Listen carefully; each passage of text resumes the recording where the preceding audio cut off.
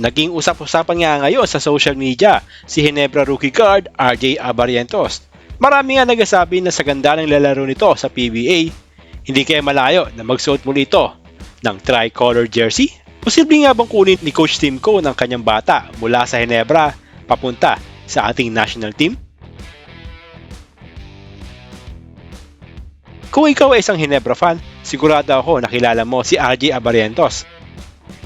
Bukod sa pamangkin ng isa sa mga maituturing na legend ng Philippine basketball na si Johnny Abarientos, alam naman natin na si RJ Abarientos ang 3rd overall draft pick ng Ginebra ngayong season. Pero bago pa pumasok sa PBA si Abarientos, suki na ito ng mga professional league sa Asia tulad ng Ulsan Hyundai Mobis Pibus sa Korean Basketball League, kung saan sa pambihirang pagkakataon siya ang kauna-unahang walang dugong Koreano na tinanghal na KBL Rookie of the Year. At pagkatapos nga ng isang taon, tumalon ito sa Shinshu Brave Warriors, isang Division 1 team ng Japan Basketball League. Ngayong PBA season ay ginulat tayo ni Abarientos matapos itong magdesisyon na pumasok sa liga. Pinili bilang 3rd overall draft pick ng Ginebra sa likod ng mga dekalibreng rookie na sina Justin Baltazar ng Converge Fiber Sixers at Cedric Bearfield ng Blackwater Bossing.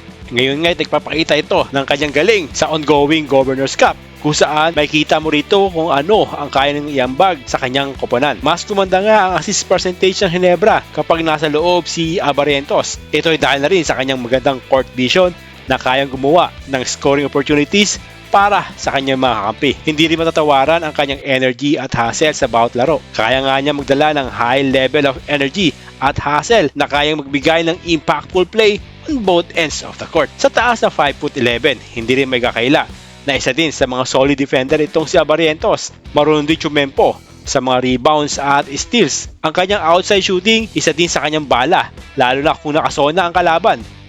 Kaya din ito sumalaksak sa loob at meron ding mid-range jumper. At ang panghuling katangian nga ni Abarientos ay ang kanyang versatility. Kaya nito maglaro sa 1 o 2 sa posisyon na talagang malaking bagay para sa national team.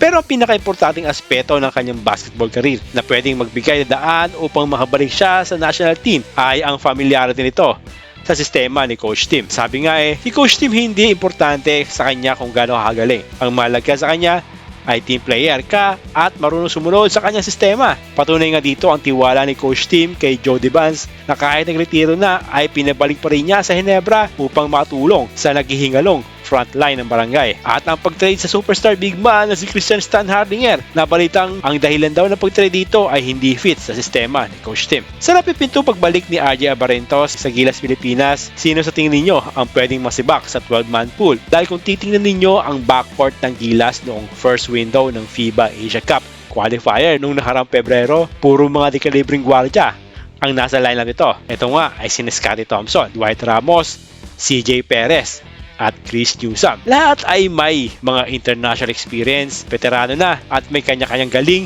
na panggilas ang kalidad. O kayo ba mga kabola? Kung sakaling kunin muli ni Coach Timko si RJ Abarientos para sa Gilas Pilipinas, sino sa tingin ninyo ang dapat na alisin?